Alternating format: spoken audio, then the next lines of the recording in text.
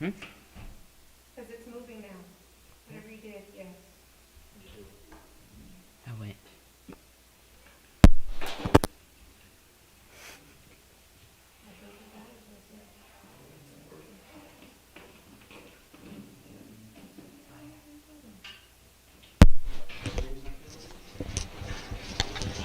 Morning, brothers and sisters.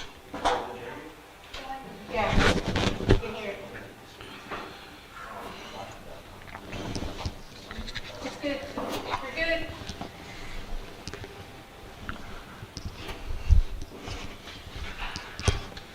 Morning, brothers and sisters. Hopefully those online can hear us now. A little technical difficulty there. We experience those from time to time. Some are avoidable, some are not avoidable. Some are preventable, some are not preventable. Some are predictable, some are unpredictable. But nevertheless, as of right now, we have sound. We have been studying. This is our second Sabbath in this quarter. As the intro to the quarter said last Sabbath, the Bible is full of numbers. It even has a book entitled Numbers. We see themes of numbers running through the scriptures. So last Sabbath we studied the number 1, which also was synonymous with the concept of unity, oneness, unity. Today we're going to study the number 2. The number 2. So if we go to Genesis chapter 7, verses 1 through 16 for the scripture reading. Genesis chapter 7, 1 through 16, and someone would like to read all or part of that.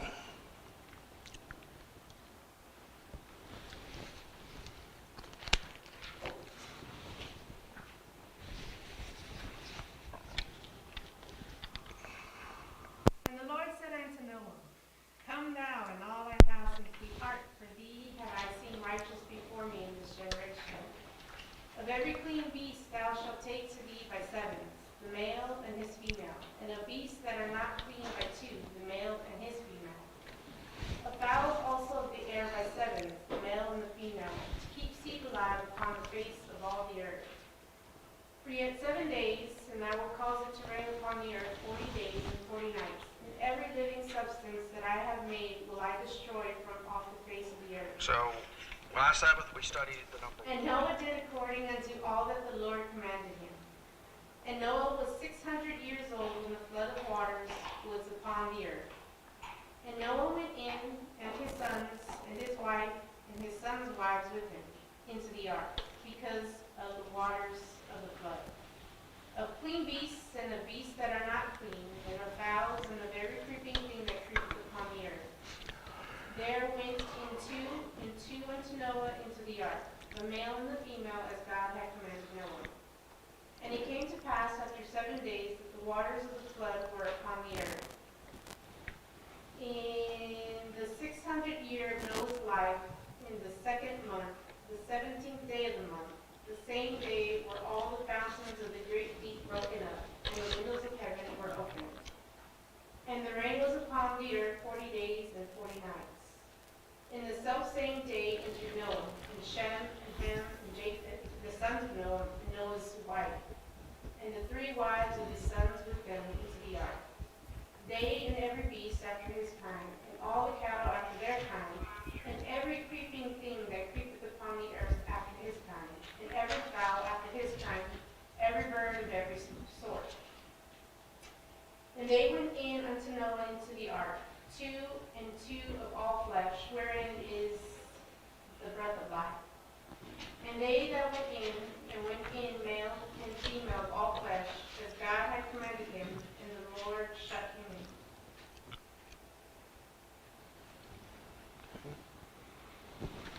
in. Amos chapter 3, verse 3. Can 2 walk together except they be agreed? Can 2 walk together except they be agreed. There's a note. There's a note. Noah loaded the ark by twos. Notice that the clean animals were to be 7 pairs. Okay. Well, Noah loaded the ark by twos. Clean animals were to be 7 pairs. 7 pairs of 2. Where's Jade? What's that add up to? 7 pairs of 2. How much is that, Maya? 14. For eating.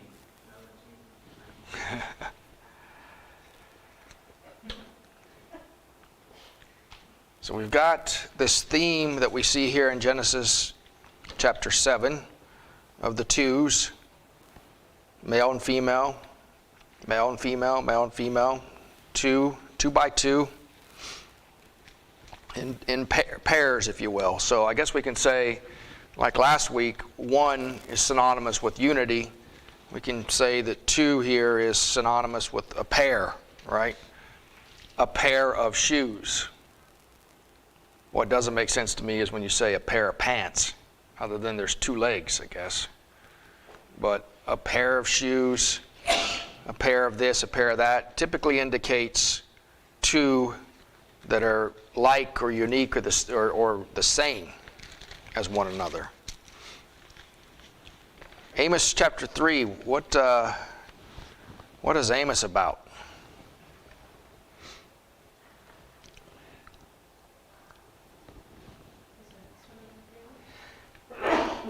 In order to walk together with somebody, you guys have to be on the same page, agree with each other. And you're not going to walk with your enemy. Okay. Walk the other way. Yeah, I guess when Amos wrote this, the main mode of transportation, the main way of traveling was what? Walking. Sandals. You walked from one point to the other. I guess if we were to liken it today, in our most common, at least where we live in San Antonio, most common form of transportation is a car. And it's like, how long, if you're going to drive from San Antonio to Houston or San Antonio to Dallas, or even today, if you're going to go somewhere else in San Antonio, where it used to take no more than 30 minutes, now it takes an hour. How long do you want to sit in a car with someone that you don't agree with? How many miles, how many hours do you want to walk with someone that you're in disagreement with? Eventually, those 2 are going to separate, right? 2 are going to not stay together unless they're agreed. And Amos, in chapter 3 of Amos, he's asking all these questions about, can 2 walk together except they are agreed? Verse 4 is, will a lion roar in the forest when he hath no prey? Will a young lion cry out of his den if he hath taken nothing? He goes through these series of questions, all the way down to verse 8. Kind of what I would say are kind of common sense questions. Can 2 walk together except they be agreed? Well, not for very long. Otherwise, they'll part ways.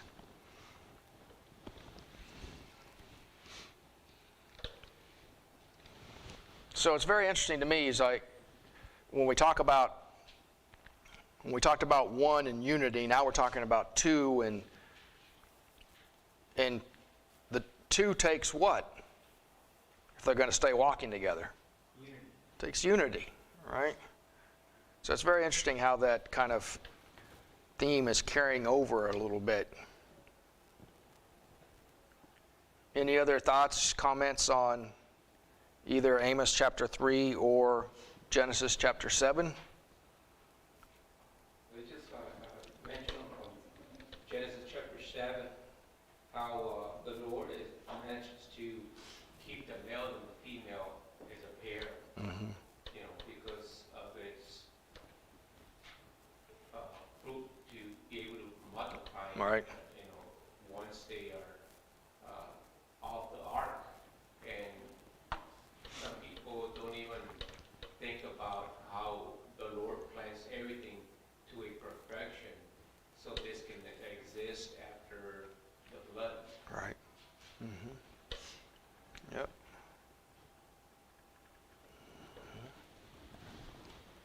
Yeah, what had happened if the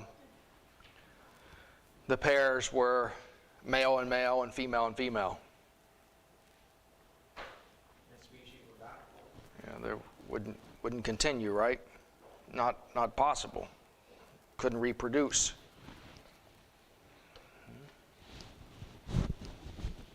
Okay, let's go to question number 1. What was created on the second day? Genesis 1:16. And God said, let there be a firmament in the midst of the waters, and let it divide the waters from the water. And God made the firmament and divided the waters which were under the firmament from the waters which were above the firmament. And it was so. And God called the firmament heaven. And the evening and the morning were the second day. So the second day he created, separated the waters, created the firmament. Which is, I'm assuming, like clouds and moisture in the air from the ocean waters. The atmosphere. Yep. Two waters. Who's that? Oh, it's Jimmy. It's Jimmy. Is that Jimmy? Hello. So it's kind of interesting when you think about, it seems like the further on in the time of creation you get, the more things are happening, right? On the first day, what was that? What happened on the first day? Light, day and night. That's it? Okay. Day 2. Separation of the waters from the waters. Firmament, the atmosphere, and that's it. Day 3. Okay, now we're starting to get a little more complex. So now we've got earth and seas separated, and we've got grass and trees and all these other things developing. A little more going on that day. But it seems, like, from a quantity standpoint, there's not, the first couple of days, there's not a whole lot of things happening at once. When you go to how many different types of grasses are there on the earth, how many different trees are there on the earth, and then you get down and you look at later on, it talks about the animals. I mean, how many different kinds of animals, how many different kinds of birds, how many kind of, right? It's like the numbers of things seems to be increasing. So it seems like on its face, not a whole lot going on the first couple of days, right? Well, maybe we don't know that there's a lot going on, but maybe there's more to it that we don't know about. More than just separating the water and heaven. There's a lot, probably, the details into it, we just don't know. Okay. Yeah, he was like laying the foundation for like all the systems. The plants get energy from the sun. Right. In the water, there's a lot of different microorganisms. That's a good thought. If a foundation of a building isn't right, the foundation isn't correct, the foundation isn't sound, what's going to happen to the building that's built on top of it? It's going to have trouble, right? So the foundation's got to be solid here. And I like that, what Brother Jeff is saying, as far as, the first couple days of creation are really, the basic foundation of where everything is going to end up being. So it's like building the earth and the atmosphere and the solar system and everything, and then putting the live things in it. But on the second day of creation, what do we have here? The firmament, the division between waters from the waters, the atmosphere, heaven, on the second day. And even though he separated the waters, there's still that unity between the two waters because, it evaporates, it goes up in the clouds, when it rains, it goes right back down. Right. Same water, just separated. Mm-hmm. And as Steve, and as Joseph said, Jeff says, the waters and the heavens are separated. Here it is one, and he combined it into two. Mm-hmm. Because he Ah. separated the permanent, and now the permanent is called what? Heaven on verse 8. Right. So the waters are placed in their order in the earth, and it stays there on Sabbath, and God made the firmament and divided the waters which were under the firmament, and that was kind of weird to have the waters under the firmament, Mm-hmm. or under the firmament, sorry, and the waters which were above the firmament also. Right. So there was a little mixture there, but he separated that, and now he places the waters where they belong, and then the firmament is not heaven. So that's kind of again amazing how the Lord is creating the earth, on the second day, and how He's going about and how He designs it unto where it's applicable enough to be able to serve a function in the world. All right. Okay, good. Let's go to question number 2.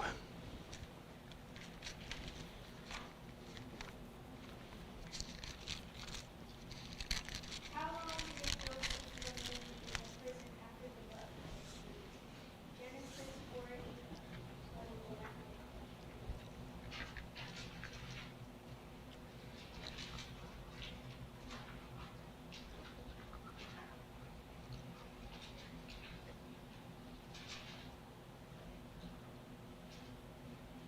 And he restored the chief butler to his butlership again, and gave himself into Pharaoh's hand. But he changed the chief baker as Joseph had interpreted to him, yet did not the chief butler remember Joseph but forgot him. Genesis 41, 1, 8, 7, 30. And it came to pass at the end of 2 years that Pharaoh gave the people when he stood by the river. And it came to pass in the morning that his spirit was troubled, and he sent to both the magicians of Egypt and all the wise men thereof. And Pharaoh told them in the street that there was not enough for him to interpret to Pharaoh. Then spake the chief butler to Pharaoh, saying, I do remember my faults this day. Pharaoh was wroth with his servants, and put me in the word of the Lord, captain of the guard's house. Both he and the chief baker, we dreamed a dream one night. I dreamed each man according to the interpretation of his dream. There was there a Syrian man, a servant to the captain of the guard, and he told me he interpreted to us our dreams, and according to his dream, and did not interpret. And it came to pass as he interpreted to us, so it was. He came to work unto my office, and in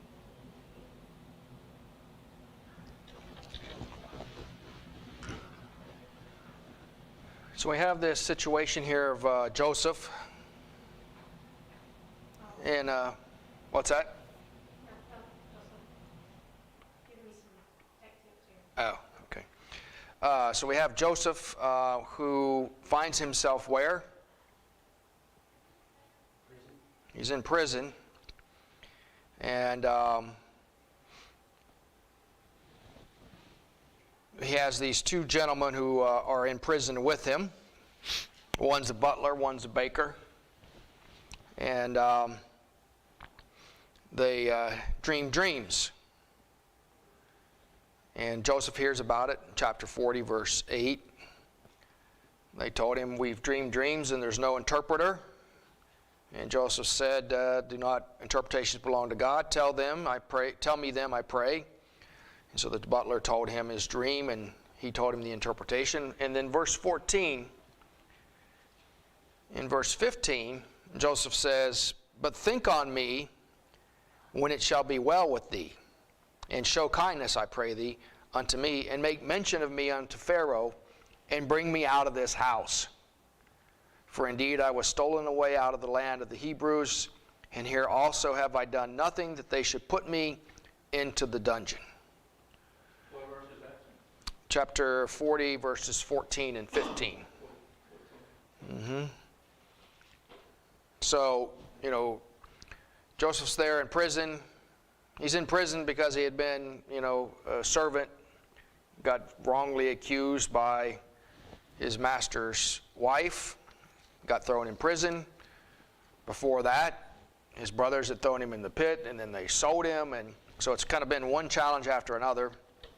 He interprets his dream and just asks, the only thing you ask him is, when you're restored back to your position, it's a high position, and the baker and the butler are in high positions, coming in contact with Pharaoh, just mention me. And so we saw in what Sister Maya read there, verse 21, 22, 23, came true. Butler gets restored. The baker gets hung. And what happened in verse 23? Butler never remembered Joseph. Forgot him. Gratitude, right? And then we get to chapter 41. He didn't forget him 2 days. He didn't forget him 2 weeks. He didn't forget him 2 months. It's been how long now? 2 full years. 2 full years. What was the butler thinking? Not about Joseph. Thinking about himself. Thinking about himself? Not thinking about Joseph? Maybe it wasn't that time to think about it. Because everything has a purpose, If he got released too early, something was not right. And it just so happened Pharaoh has a dream, again, that no one can interpret. And that's Right. the time to call on Joseph. I think if you think about it, it's like if the chief butler had been restored, right? And the first thing he did was went into Pharaoh and said, "Hey, thanks for giving me my life and not killing me. And thanks for giving me my job back. Hey, there's this guy back in prison that he said this was going to happen. Yeah. You should be grateful. Get out of here." Right? You should be grateful that I didn't have you killed like the baker. What do you ask him? What do you want me to do? You want me to free this guy, this criminal that you're in jail with? Beat it. May not have been the time, to Sister Marlena's point. But the seed was planted in the butler's mind, and then when Pharaoh does have a dream and doesn't know what to do, in verse 9, that's when he says, "Oh, I remember my faults this day." What would his faults be? Not telling of Joseph. Not telling him about Joseph earlier, right? And he told him the story, and then told him that there was this young man, this Hebrew servant to the captain of the guard. He interpreted the dreams. Came true. You restored me in my office, and you hung the baker. So we have the number 2 here for these 2 years.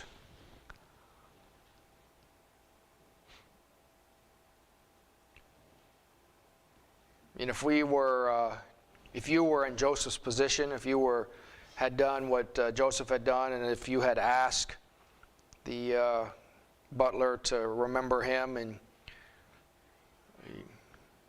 then it happened, the butler, they come and knock on the door and say, let's go. They take the butler and they say he's going back to his job. They take the baker and say he's going to be hung.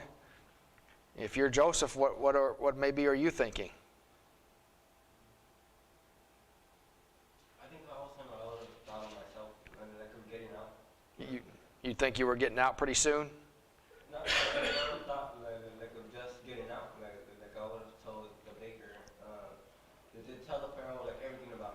Like instead of just remembering me, you know?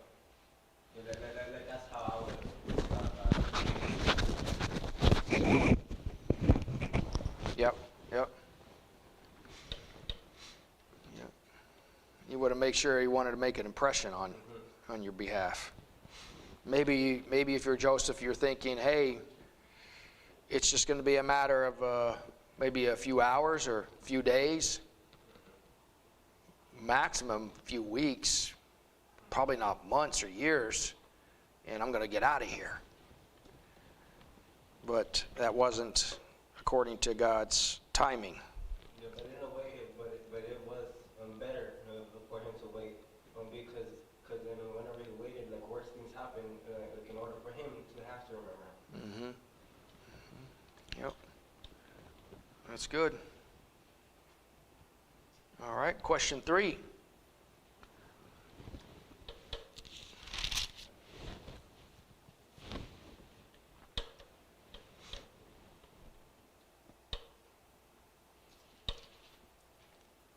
How many sons did Joseph have born in Egypt? Genesis 41, 50, 52, 46, 24, 45.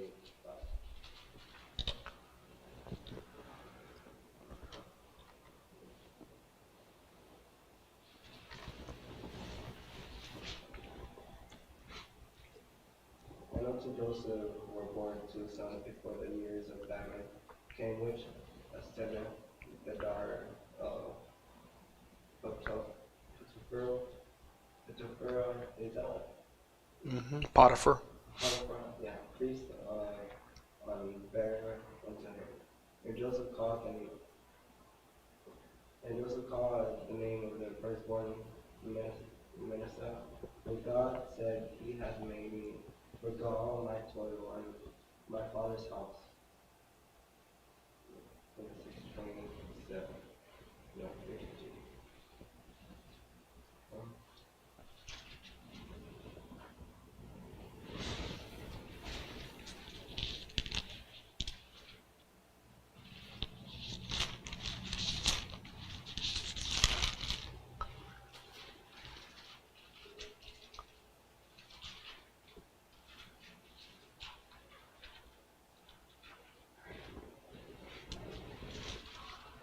Chapter 46, verse 27.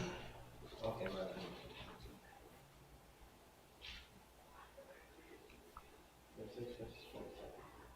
And the sons of Joseph, which were born in Egypt, were 2 souls. All the souls of the house of Jacob, which came into Egypt, were 10. Okay. And 48:5.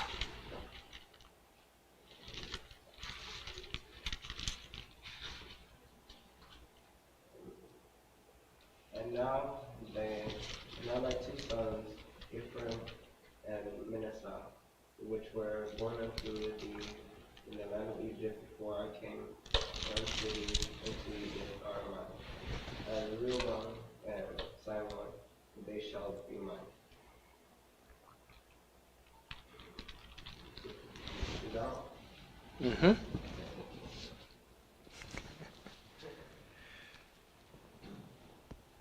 How many sons did Joseph have that were born in Egypt? 4. 2. 2. Mm-hmm. Manasseh and Ephraim. So Manasseh, well, he was born first, or Ephraim? Manasseh was born first. He was the firstborn. And that's in chapter 41, verse 51, 41, 51.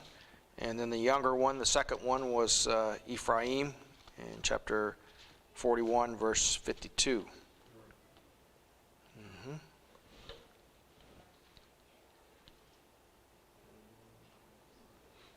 So we have these two sons. We have any comments online so far? No. Okay. Let's go to question number 4.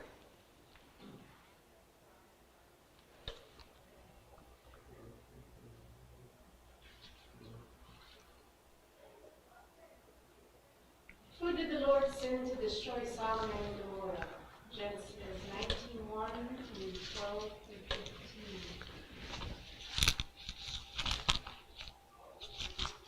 15. And there came 2 angels to Sodom at even, and Lot sat in the gate of Sodom. And Lot, seeing them, rose up to meet them, and he bowed himself with his face toward the ground. And the men said unto Lot, Hast thou here any besides son-in-law, and thy sons, and thy daughters, and whatsoever thou hast in the city, bring them out of this place? For we will destroy this place, because the cry of them is waxing great before the face of the Lord, and the Lord hath sent us to destroy it. And Lot went out and spake unto his sons-in-law, which married his daughters, and said, Up, get you out of this place, for the Lord will destroy the city. But he seemed as one that mocked unto his sons-in-law. And when the morning arose, the angels hastened Lot, saying, Arise, take thy wife and thy 2 daughters, which are here, lest thou be consumed in the iniquity of the city. It's kind of amazing how he says, take your 2 daughters. He didn't say, take your 2 daughters and your son-in-laws. All right. Why is that? But some all kind of lazy, I guess. They didn't want to listen. Well, they didn't listen, and because they thought that Lot was joking around, mocking them. They mocked him, right? Yeah, that he thought he was joking around, so they didn't take him seriously. All right. So the Lord sent 2 angels.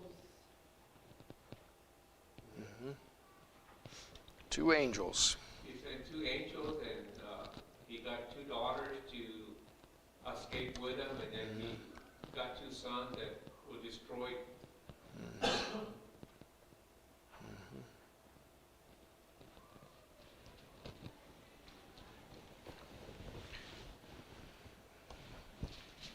Any idea, since we're talking numbers here, any idea how many times the word 2, T-W-O, is in the scriptures? Because we only have 10 questions here, but we could have 2 times. 2 times something. 713. 713 times the word 2, T-W-O, is mentioned in the scriptures. And do you know the significance of 713? No.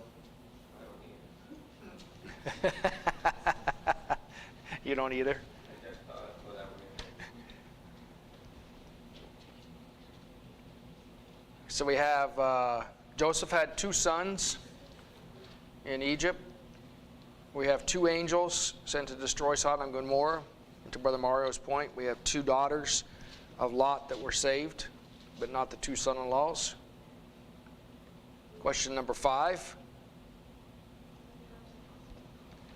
Where else do we find 2 angels mentioned? John 20, 11 through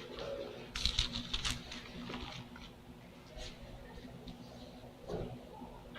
So Mary stood without the sepulchre weeping, and as she wept, she stooped down and looked into the sepulchre. And seeth 2 angels in white sitting, the one at the head and the other at the feet, where the body of Jesus had lain. So there were 2 angels in the tomb where they put Jesus' body.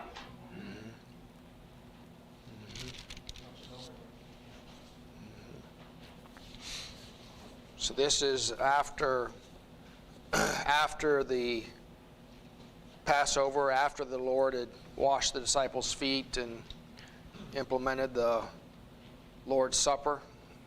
It was after he had gone out and been in the garden spending time with them and been apprehended and taken, and after he was tried and after he was crucified and after he was dead 3 days and 3 nights. And then we get to this scenario where these sisters are there at the sepulcher. Verse 11, we see she's there, she's crying, and these two angels.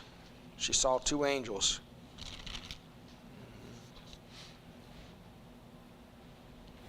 And the angels talked to her, right?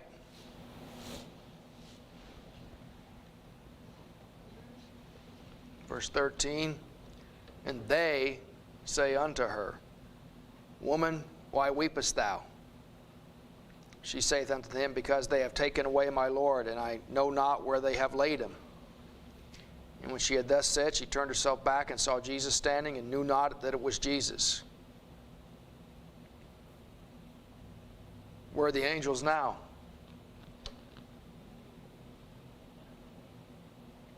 And then Jesus starts to talk with her. And she thinks that he's the gardener.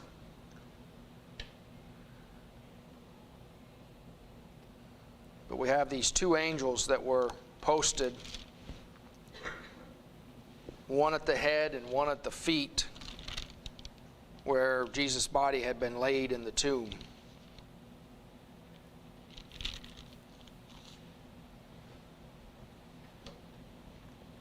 Another strange, I never did notice that.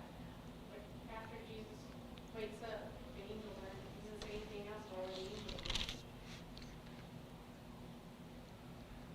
Yeah, they kind of, I don't know whether they disappeared or whether her focus just, Was on Jesus. yeah. And it seems like it didn't take a whole lot of time, because she didn't really start to question, who are you, right? She didn't start to ask, to the angels, who are you and why are you here? And maybe, what have you done with the Lord's body? She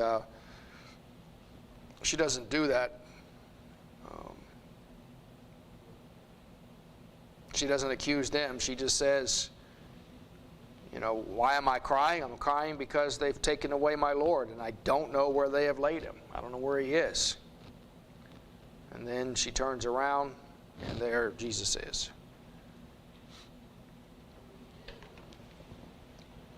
What's that? Did somebody say something? Oh, that was me. Okay, so we have two angels that were dispatched to Sodom and Gomorrah. We have two angels that are here in the tomb, the sepulcher, where Jesus was laid. Question number 6. How many people are listed for the Lord to be among them? Matthew 18:20.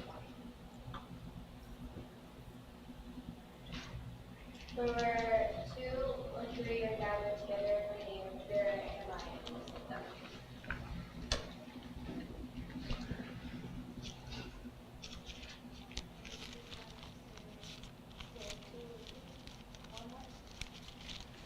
Two or three or more.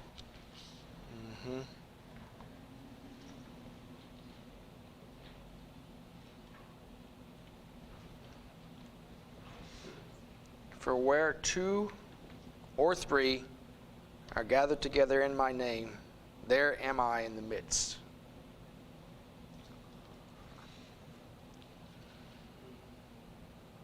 And that says a lot too, because sometimes we think that we can just have any kind of conversation about Jesus and that's it. But the words that are saying there is saying that are gathered together in my name. In other words, there's got to be a respective reason, a special reason as it is a spiritual reason, and that's the name of Jesus. Right. And then Jesus says, I'll be in the midst of them. There Right. has to be a concrete notification, but spiritually, hey, Jesus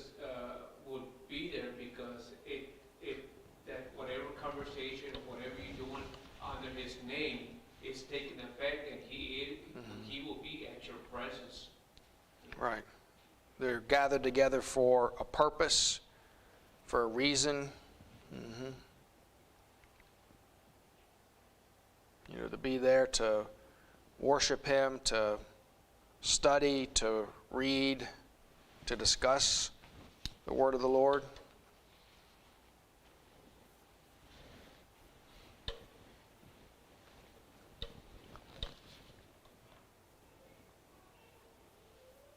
And many people think, well, we're by ourselves.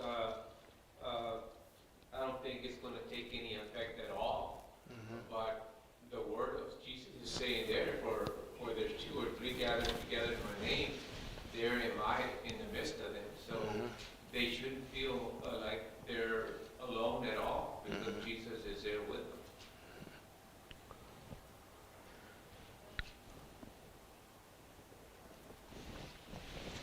To have a service, if you will, to have church, if you will, whatever you want to call it, you don't need 200 or 2,000 or 200,000 or 2 million.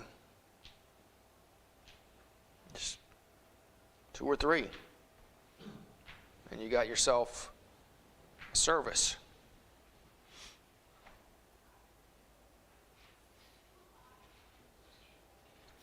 Question, any comments online? We have a comment by Jerry Wumble. He says, implies that, question 6 implies that the Lord will not be there with you if you are by yourself. Interesting. The Lord will not be there if you are by yourself. And I guess the question says, how many people are necessary for the Lord to be among them?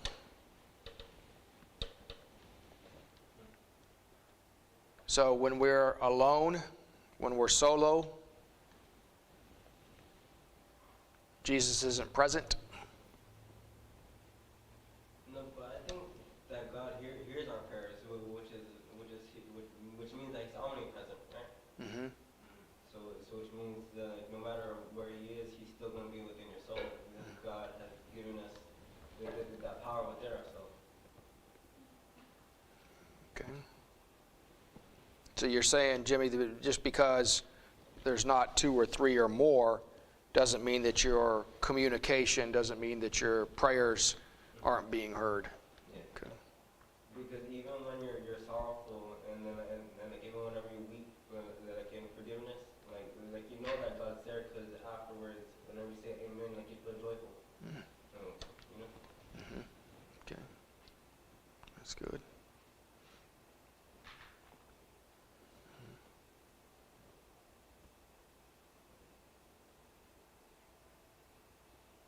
All right, question 7.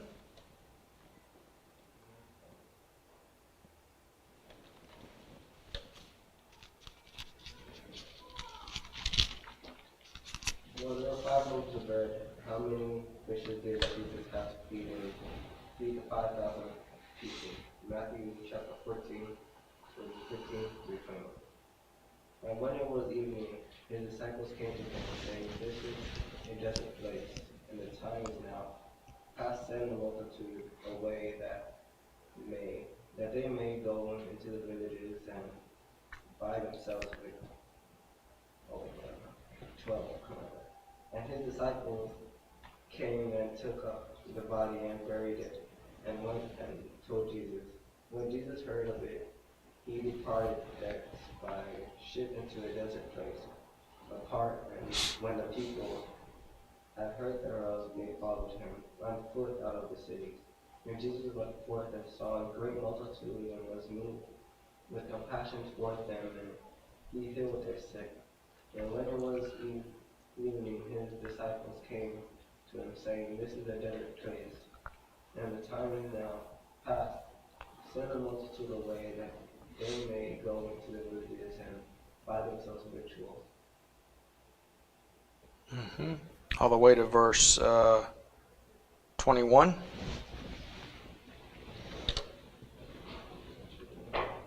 But Jesus said unto him, They need not depart, give ye them to eat.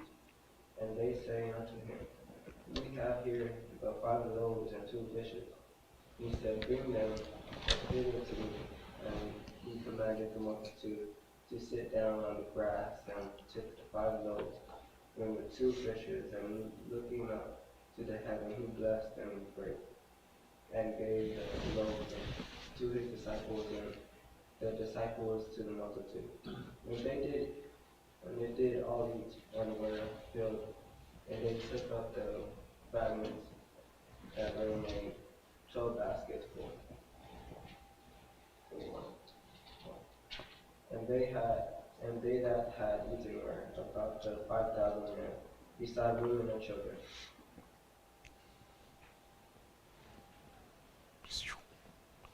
That's a lot. 5,000 men beside women and children. They should put this math problem in the school. A word problem. 5 loaves of bread and 2 fishes.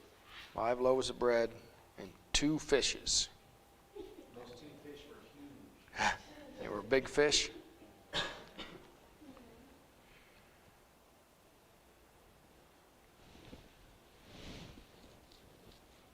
Five loaves and 2 fishes. That's why they say now, let's break bread together. Okay. Yep. Joseph? Michelle says, do you need to be a church, or can you gather outside too? And then Jerry Wambo replied to it and said, at the time I was in Kenya, all meetings were outside. Mm-hmm. Saying wherever you are, no matter who you are, God's always present. Right. Like omnipresent. Right. The idea of a physical building like we have is a luxury, right? It's something that people didn't always have. I mean, the disciples, Jesus, I mean, they would go out and on the river, like we saw here. Where were they here? They were in this desert place on the other side of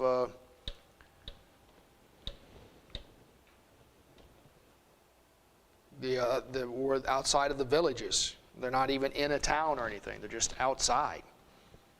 So yeah, a building, the physical place, isn't necessary. It's nice. It's a luxury. But we could all meet at the corner of Commerce and General McMullen and still be, quote, in church. Yeah, I once saw like a parking lot holding like a whole church. You know, like I was gonna stop, but then my mom was just rushing. She said, mind your own business. Let's keep going. Something like that. So we have 5,000 people fed by 5 loaves and 2 fishes with 12 baskets remaining full. We'll divide it by 12 is 6. 2. But it's just amazing that it just reminded me about why is it important to pray to God when you're serving yourself your portion of a meal each day, and this is for the Lord to be able to multiply what you got so that you can have the next day or the next following hours, and the next day, the next month, and following years. That's why Jesus shows us a good example of why it's important to pray to God that this may take effect. Right. And it did, and he was able to, God was able to multiply this fish and this bread for 5,000 men besides women and children. Mm-hmm. It's a lot of bread, it's a lot of fish, and then 12 baskets were left over.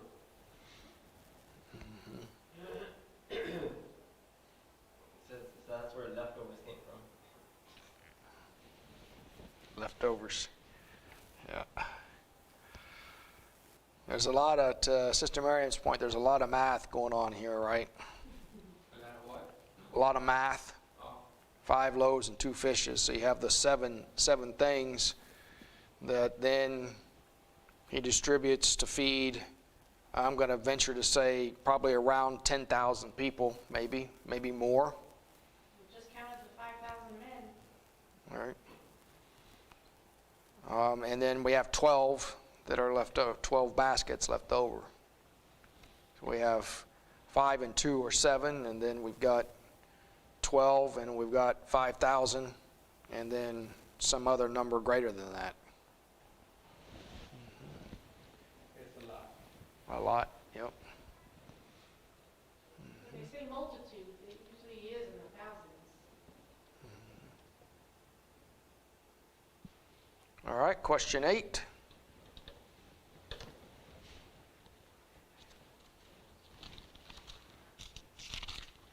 What was Jesus' second miracle? John 4:46.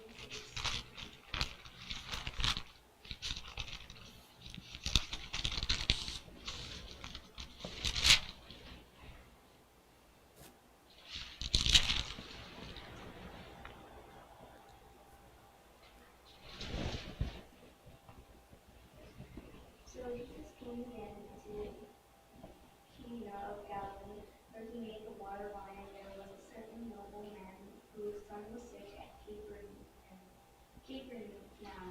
And he heard that Jesus was come out of Judea into Galilee. He went unto him, and besought him that he would come down and heal his son, for he was at the point of death.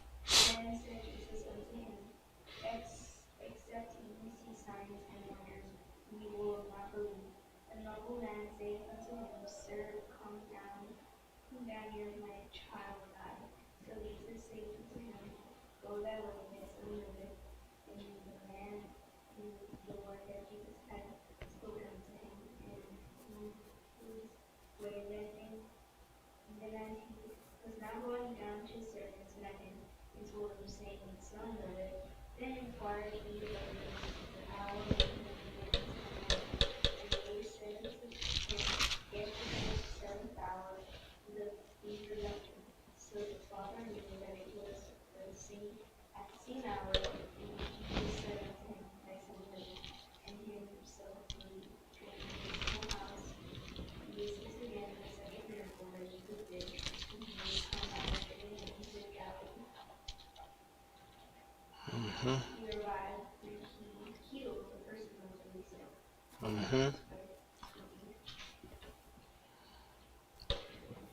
But there was witnesses, right? Mm-hmm. Because I remember the other time whenever he had brought that girl from the dead, he had taken everybody out of the room. All right. In this case, he's not even where the kid is, right? He's not even physically in his presence. And the father had left him at home. He had left him at home with his servants while he said, I'm going to go get Jesus. I'm going to go talk to him. So it's like the word of God reached him. Mm-hmm. Yeah. And as they tell him, they say, as his servants come, they tell him, your son's alive. And then he asked them, about what time did he start to get better? And they said, yesterday, because obviously this was quite a walk for him to get there, right? He was still traveling the day after. He said, yesterday at the 7th hour is when the fever left him. The fever broke. And the father was like, that is when. That's the time. Yesterday at the 7th hour, that's the time that Jesus said to me, your son lives. Your son lives. And it says that himself believed and his whole house. So everybody, the nobleman and his house was now convinced that Jesus did this healing, right? Didn't even have to be in his presence.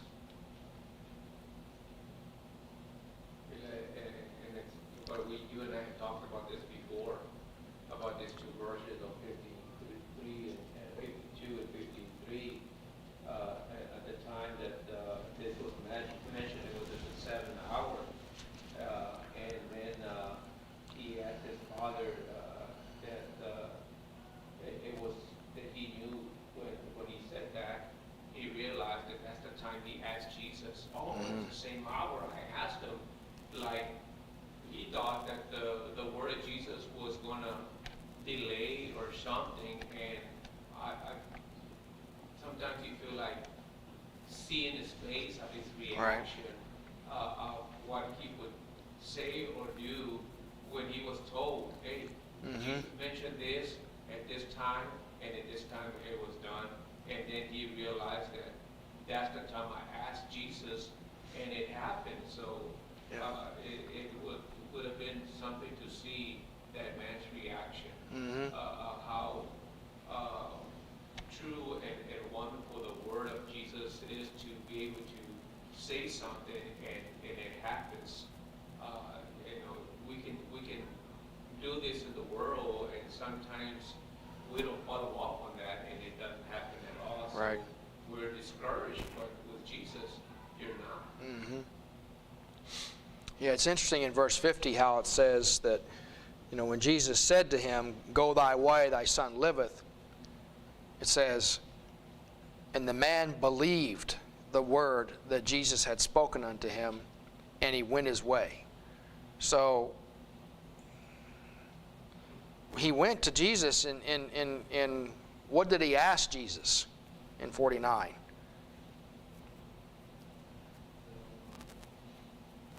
He asked him, come with me, right? Come down. Come, leave. And obviously, like we said earlier, it's not, 2 blocks away, right? It's a day, 2 days travel. And he's like, come with me. Come down. If you don't come, my child's going to die. And then when Jesus said those words, "Go thy way, thy son liveth," he believed it. He believed what Jesus said. And then his manservants come and they meet him, down the road. Right. And they give him good tidings to the man. It says, "Thy son lived." Yeah. Verse number 51. I'm gonna venture to say that he was still halfway. He was only halfway to home. Maybe. Because at the moment Jesus told him, "Go your way, your son lives," and he starts back. At the same time at home, the fever breaks, the kid starts to improve and wake up, and the servants leave, and they're traveling towards each other, right? I think he still has a significant amount, exactly halfway, not sure about that, but still has a ways to go before he gets home. But this is the second miracle that Jesus did.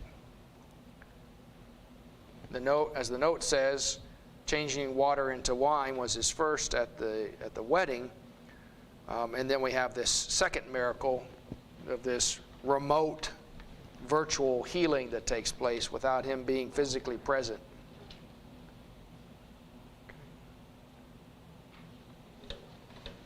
Number 9.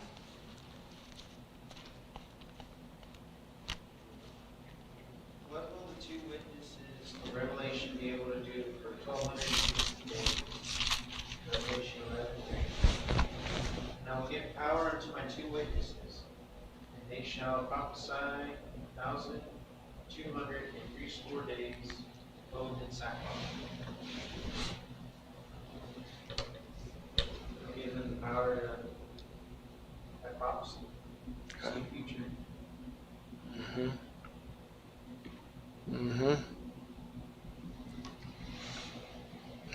They'll be given power, With visions of it, say it again, with visions or something. prophecies, preaching, saying, here's what's going to happen.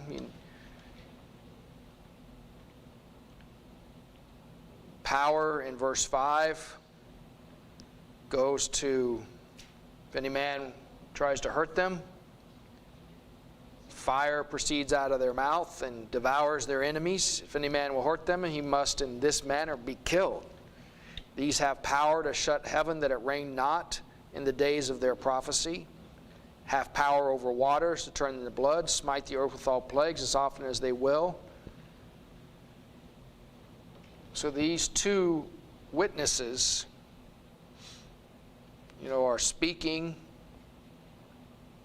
making statements, making predictions, making prophecies, but they also have this great power that they wield. I think you're jumping ahead to this next question. Oh, man. What'd you let me do that for, Jeff? Let's go to question 10.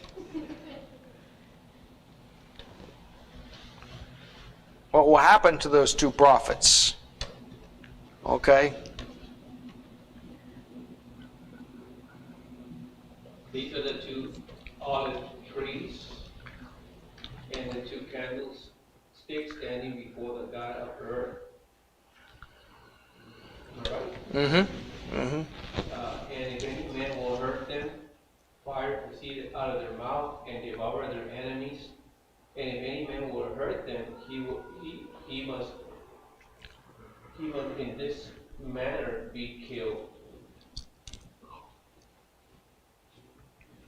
These have power to shut heaven, that it rain not in the days of the prophecy, and they have power over water to turn them to blood, and to smite the earth with all plagues as often as they will.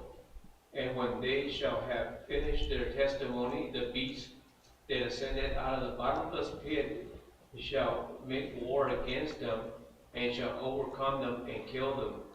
And their bodies shall lie in the street of the great city, which spiritually is called Sodom and Egypt, where all our Lord was crucified.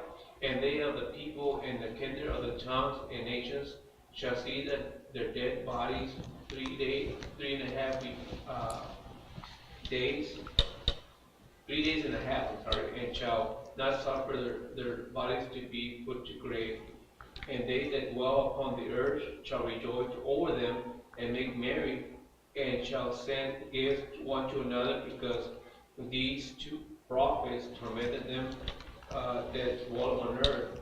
And after 3 days and a half, the Spirit of life from God entered into them, and they stood up on their feet, and great fear fell upon them which saw them. And they heard a great voice from heaven saying unto them, Come hither. And they ascended up to heaven in a cloud, and their enemies beheld them. Mm-hmm. So what happened to the two prophets? What happened was, they had great powers to do what was necessary to defend themselves, and they were to of course preach the word as we study, but they also were overtaken by the beast that descended out of the bottomless pit, or verse 7. Mm-hmm.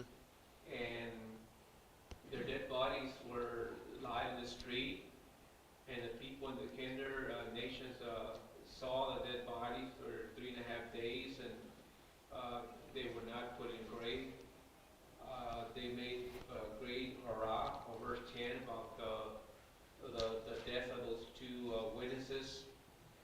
then after the 3.5 days, God gave them life, gave them the spirit of life, it says there, verse 11. When God entered into them and they stood up, that would have been kind of scary. Yeah. See, you know, and Yeah. then, of course, great fear fell upon them that saw it. You know, so they were taken up to heaven.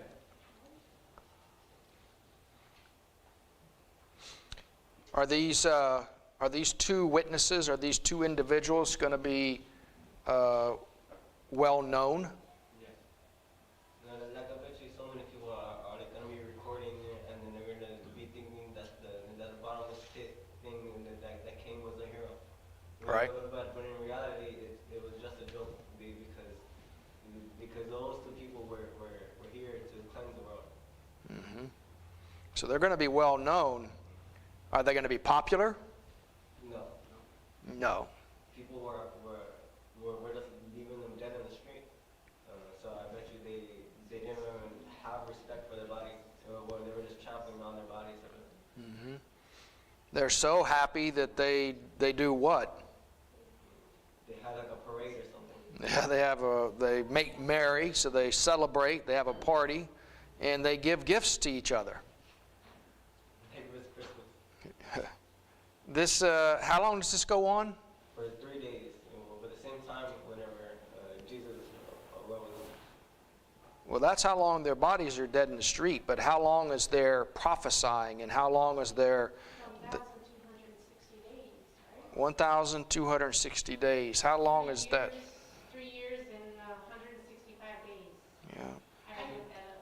You know what I think is interesting is like they have this power to have like fire come out and consume their enemy, and then they can like make it like the water turn to blood, and then they can use every kind of plague as often as they want. And then I'm thinking like, well, how do you beat that? Who comes over and You can't. And then it says, like, in 7, that the beast will come up from the abyss and attack them and overpower them. That is some kind of something, you know? Mm-hmm. Like, that's a lot of Well, they're also given like the gift of prophecy, so they knew it had to happen Yeah. too. Like they knew at this time that beast has to kill us. Right. And let it happen. That's a lot of action going on Yeah, there. that's what Mhm. I'm thinking, like, It was to scare a lot of people. But, Yeah. but that's 3.5 years, those 200 and, A little bit less than that. the what? Half of 365 is 182.5. but, Yeah. So there's those like are like 3 days for God. It's 3.45205479452 days. It's actually 3.449691. Well, see, we don't even know the correct calculations, so. Approximately, almost 3.5 years. It's a long time for these guys to be, as Sister Marlene is pointing out, doing the things that they're doing, right? And so, and Jimmy said it a second ago, a lot of people, you know, are afraid, right? I mean, these guys are raining havoc. They, what's that? Because they need to. That's how they could show the wrongdoings of the people. And Right. That way they could learn their lesson. I can see it escalating, you know, when they're in the street prophesying, and then other people are coming up, so like, get out of here, and then they use whatever they are able to use to destroy them. Mm-hmm. To do that, and then it gets the attention, then it gets bigger and bigger, and it escalates, and to use whatever they want. Can you imagine like people like looking at this like Right. scared, and then when they're finally, everybody's like, okay, they're dead, but then when they come and they just stand up. Yeah, that would be a little, that would be scary. You think, What's going on? you think Fox News and CNN and MSNBC and ABC and NBC and CBS News would like to embellish on that. are they going to be there? Are they going to report on this? Yes, CNN has like a doomsday. Oh, on the street. Video. there will be a lot of pontificating and experts brought on to talk about what is this, right? What is this? What's going on here? And and then my imagination goes wild. They disappear for a while and they're quiet. I mean, it's 3.5 years, right? So, and then all of a sudden they're seen on the street, and everybody's like, "Oh no, here they go!" Right? And they're recording them, and they're walking along, and somebody comes up to them and tries to shoot them or kill them, and bah, they're dead, right? And it's like, and then the chaos ensues, right? It's like,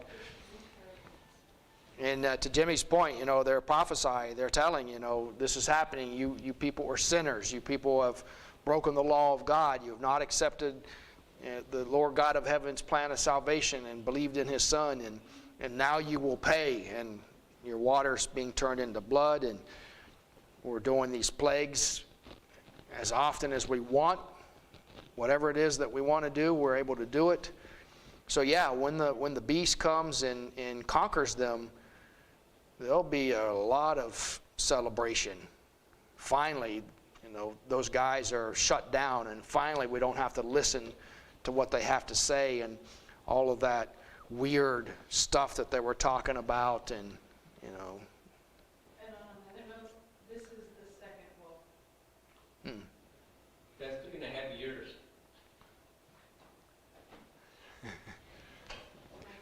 You divide 360 into 1,260 days. Yep, right at about 3.5 years. So it's going to be, these two witnesses are going to be a big event, a big thing. Again, on this, Brother Tim, is it that what we discussed, these were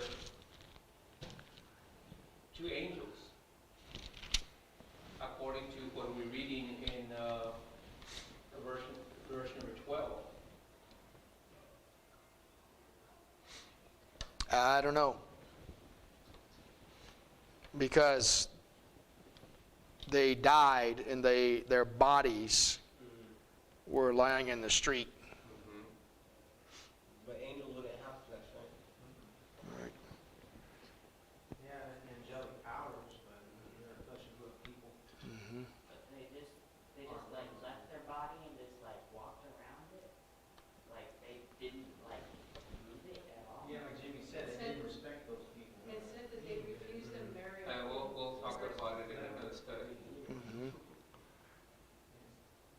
Yeah, I can just see people, the bodies lying over there, and people taking selfies, and people celebrating, and people sending video clips, and people, look, there they are, finally, and then when they are resurrected, whoa, I can't imagine the fear that's going to, verse 11, the great fear that falls upon those that see that. They're like a hair turned white. Their skin is white. Their hair turns white, yeah. Then I've heard about that. Like people seeing giants and then they can't believe it, so like they just end up dying on the spot. All right, it gives them a massive heart attack. Yep. All right, so a lot of interesting twos that Brother Bud has given us. Again, the word two is so many times in the scriptures. He had a lot to choose from, but he had to get it down to 10 questions. 10 questions for us to look at and discuss. So the number 2. Next week we'll look at the number 3. So we'll take a few minute break here, and we'll be back online here in a few minutes after we finish just taking a real quick rest from it all. So thank you everybody, those online, for your participation, and those in the sanctuary and the congregation appreciate that as well. And we'll be back in just a few minutes.